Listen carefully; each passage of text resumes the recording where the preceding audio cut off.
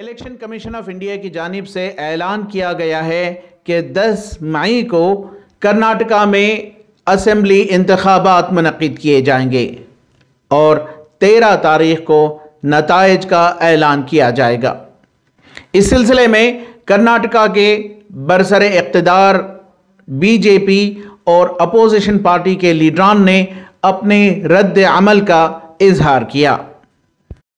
The Congress Party and people of Karnataka resolved to throw out the BJP's 40% commission Sarkara, which has brazenly looted the state. Let us rebuild a Karnataka of people of Karnataka's dreams. Let us rebuild brand Karnataka. Let Kannada pride flourish. Let 6.5 crore brothers and sisters of Karnataka be the center point of the new Congress government. Let the Congress guarantees get implemented.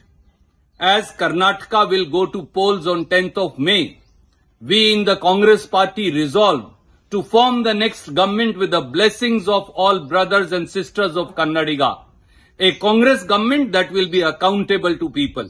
A Congress government that will work sincerely and honestly.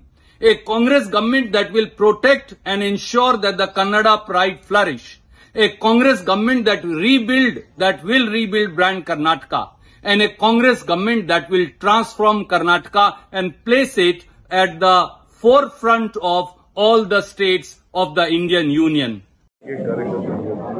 Election Commission, Election Commission should conduct the election in a free and fair manner.